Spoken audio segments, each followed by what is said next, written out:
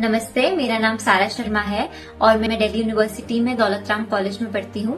कल शाम को मुझे मिनिस्ट्री ऑफ यूथ अफेयर्स द्वारा ऑर्गेनाइज किए जाने वाले एक मॉक पार्लियामेंट का इन्विटेशन आया।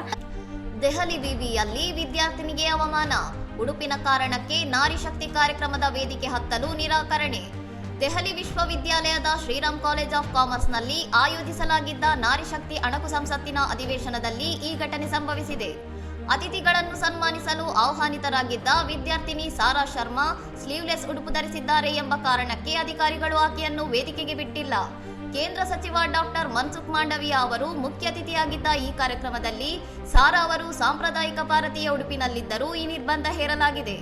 ಈ ಬಗ್ಗೆ ವಿಡಿಯೋ ಹಂಚಿಕೊಂಡಿರುವ ಸಾರಾ, ಎಲ್ಲರ ಮುಂದೆ ಅಧಿಕಾರಿಗಳು ವರ್ತಿಸಿದ ರೀತಿ ತನಗೆ ಮುಜುಗರ ಉಂಟು ಮಾಡಿದೆ ಮತ್ತು ಇದು ಸಬಲೀಕರಣದ ಆಶಯಕ್ಕೆ ವಿರುದ್ಧವಾಗಿದೆ ಎಂದು ಅಸಮಾಧಾನ ವ್ಯಕ್ತಪಡಿಸಿದ್ದಾರೆ.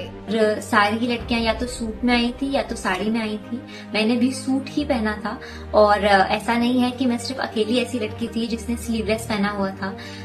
ಸಾರಾ ಅವರ ವಿಡಿಯೋ ವೈರಲ್ ಆಗುತ್ತಿದ್ದಂತೆಯೇ ಸಾಮಾಜಿಕ ಜಾಲತಾಣಗಳಲ್ಲಿ ಭಾರಿ ಚರ್ಚೆ ಆರಂಭವಾಗಿದ್ದು, ಶಿಕ್ಷಣ ಸಂಸ್ಥೆಗಳಲ್ಲಿನ ಡ್ರೆಸ್ ಕೋಡ್ ನಿಯಮಗಳ ಬಗ್ಗೆ ನೆಟ್ಟಿಗರು ಪ್ರಶ್ನೆ ಎತ್ತಿದ್ದಾರೆ.